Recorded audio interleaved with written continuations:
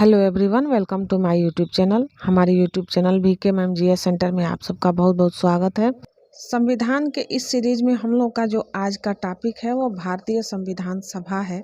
इस टॉपिक में हम लोग भारतीय संविधान सभा के बारे में जानकारी प्राप्त करेंगे कि भारतीय संविधान सभा में किस तरह से प्रक्रियाएं हुई और किस तरह से भारतीय संविधान सभा बना।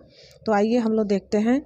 कैबिनेट मिशन की संस्तुतियों के आधार पर भारतीय संविधान की निर्माण करने वाले जो संविधान सभा का गठन हुआ था वह जुलाई 1946 ईस्वी में गठन किया गया। भारत के लिए संविधान सभा की रचना हेतु संविधान सभा का विचार सर्वप्रथम स्वराज पार्टी ने 1924 में प्रस्तुत किया।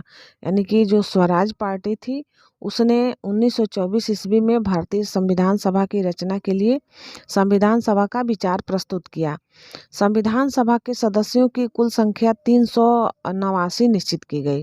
यानी कि संविधान सभा में कुल जो सदस्य की संख्या निश्चित की गई थे वो 389 थी, जिनमें 292 ब्रिटिश प्रांतों के प्रतिनिधि, 4 चीफ कमिश्नर क्षेत्रों के प्रतिनिधि एवं 93 देशी रियासतों के प्रतिनिधि थे। तो यानी कि 292 ब्रिटिश शासन के थे और 4 चीफ कमिश्नर क्षेत्र के थे और 93 जो थे देशी रियासतों के प्रतिनिधि थे। मिशन योजना के अनुसार जुलाई 1946 ईस्वी में संविधान सभा का चुनाव हुआ।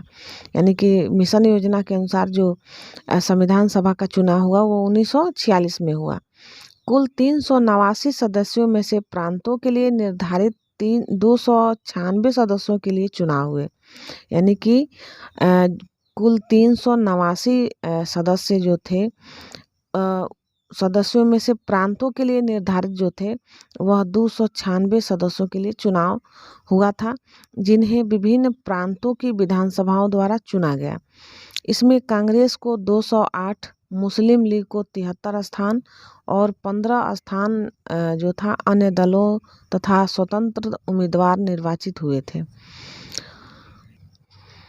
9 दिसंबर 1946 ईस्वी को संविधान सभा की प्रथम बैठक नई दिल्ली स्थित काउंसिल चैम्बर के पुस्तकालय भवन में हुई थी। यानी कि जो संविधान सभा की प्रथम बैठक हुई थी वह नई दिल्ली में हुई थी और नई दिल्ली स्थित काउंसिल चैम्बर के पुस्तकालय के भवन में हुई थी। और कब हुआ था? 9 दिसंबर 1946 को। सभा के सबसे बुजुर्ग सदस्य डॉक्टर सच्चिदानंद सिन्हा को सभा का अस्थायी अध्यक्ष चुना गया। यानी कि जो सबसे बुजुर्ग सदस्य थे संविधान सभा के वे थे डॉक्टर सच्चिदानंद सिन्हा। वे अस्थायी सदस्य चुने गए थे। मुस्लिम लीग ने इस बैठक का बहिष्कार किया और पाकिस्तान के लिए बिल्कुल अलग संविधान सभा की मांग प्रारंभ कर दी। यानी कि मुस्लिम लीग ने इस संविधान सभा की प्रथम बैठक का बहिष्कार कर दिया और उन लोगों ने पाकिस्तान के लिए अलग से संविधान सभा की मांग करना शुरू कर दिया।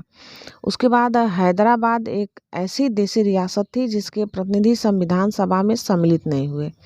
तो इसमें एक क्वेश्चन बनता है कि हैदराबाद के जो प्रतिनिधि मंडल था वो संविधान सभा में सम्मिलित नहीं हुआ था।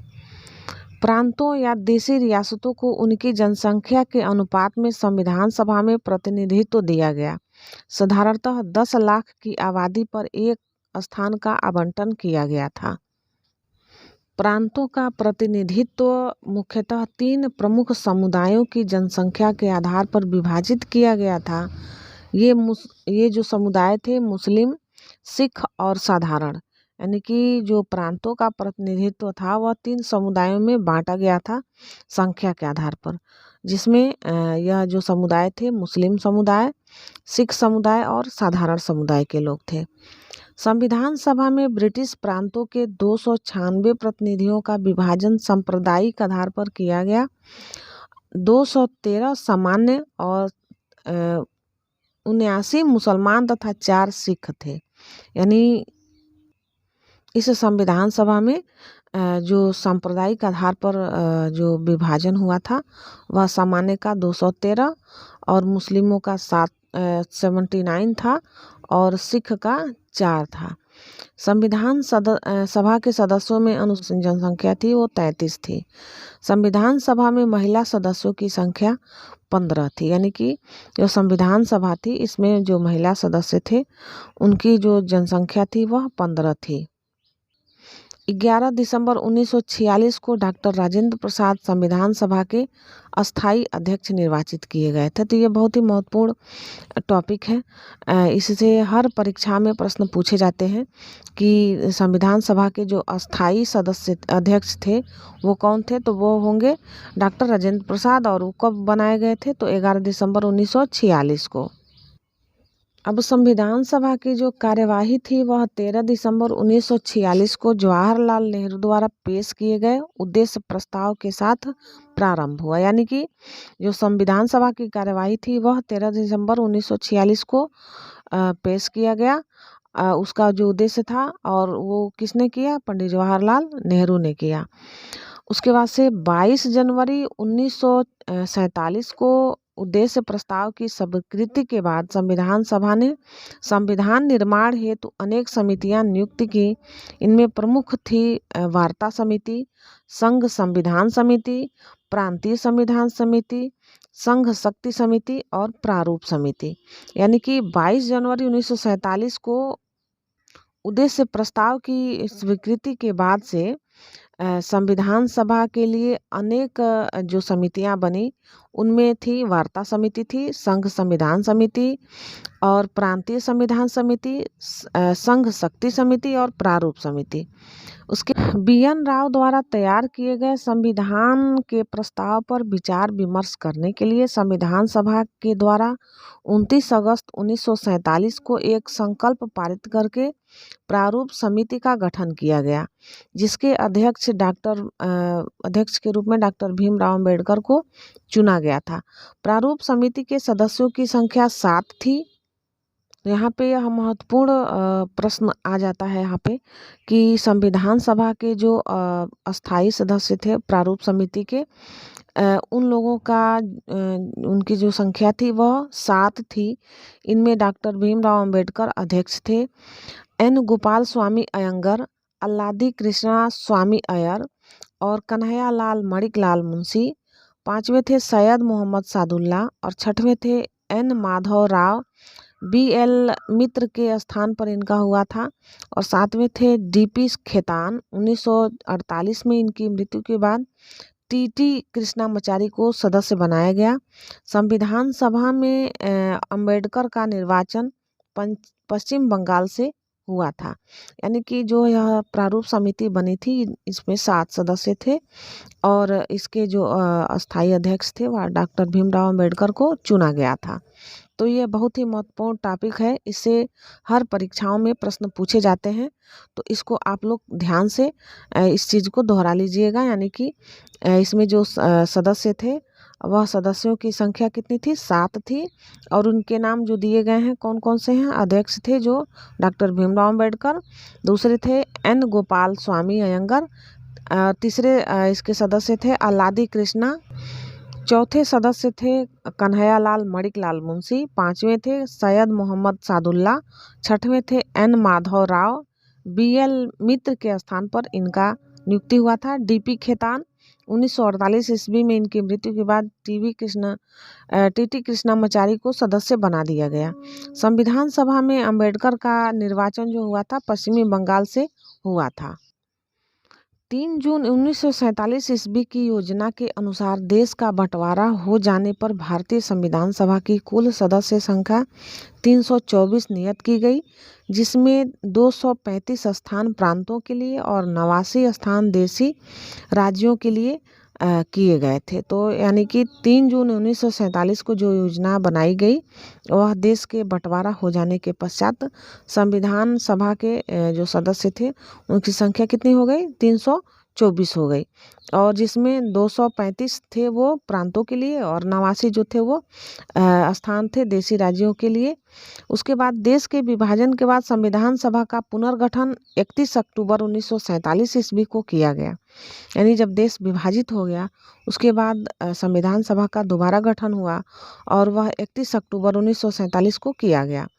और इसमें 31 दिसंबर 1947 को संविधान सभा के सदस्यों की जो कुल संख्या थी वो 299 थी, जिसमें प्रांतीय सदस्यों की संख्या 229 थी और देशी रियासतों के सदस्यों की जो संख्या थी वो 70 थी। प्रारूप समिति ने संविधान के प्रारूप पर विचार विमर्श करने के बाद 21 फरवरी 1948 ईस्वी को संविधान सभा को अपनी रिपोर्ट पेश की। संविधान सभा में संविधान का प्रथम वाचन 4 नवंबर से 9 नवंबर 1948 तक चला और संविधान का दूसरा जो वाचन था 15 नवंबर 1948 ईस्वी से प्रारंभ हुआ और जो 17 अक्टूबर 1949 ईस्वी तक चला। संविधान सभा में संविधान का तीसरा वाचन जो था 14 नवंबर 1949 ईस्वी को प्रारंभ हुआ और 26 नवंबर 1949 तक चला था और संविधान सभा द्वारा संविधान को पारित। संविधान निर्माण की प्रक्रिया में कुल 2 वर्ष 11 माह और 18 दिन लगे। संविधान के प्रारूप पर कुल 114 दिन बहस हुई, यानी कि यह महत्वपूर्ण टॉपिक हो जाता है कि संविधान जो बना वह कितने दिन में बना। इसके बनने की प्रक्रिया में 2 वर्ष 11 माह और 18 दिन लगे और उसके प्रारूप पर जो बहस हुआ वह 114 दिन तक होता रहा।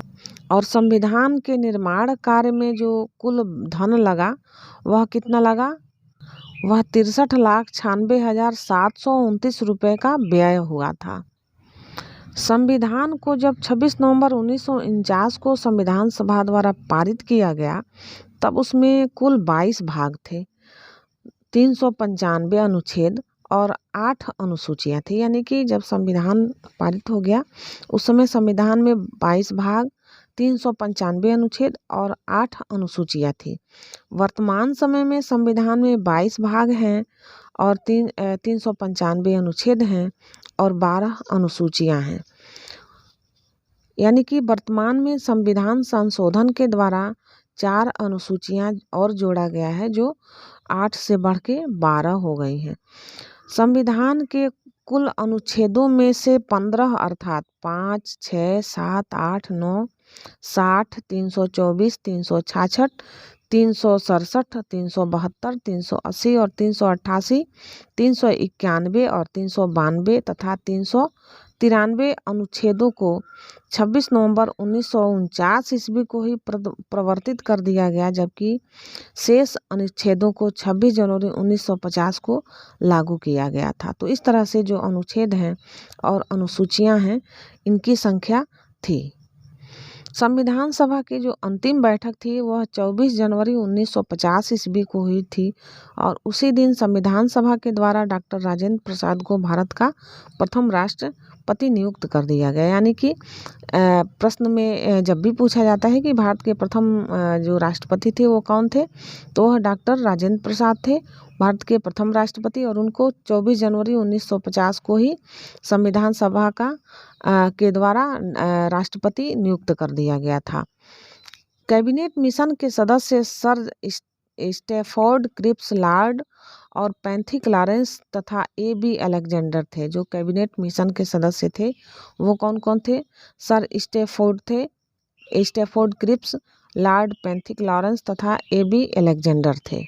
भारत और पाकिस्तान के विभाजन के बाद से भारत के संविधान पे कार्य शुरू हो गया, लेकिन 26 जुलाई 1947 को गवर्नर जनरल ने पाकिस्तान के लिए पृथक संविधान की घोषणा कर दी थी। यानी कि जब भारत और पाकिस्तान अलग हो गया तो गवर्नर जनरल ने क्या किया, 26 जुलाई 1947 को पाकिस्तान के लिए अलग से संविधान सभा की स्थापना के लिए घोषणा कर दी थी।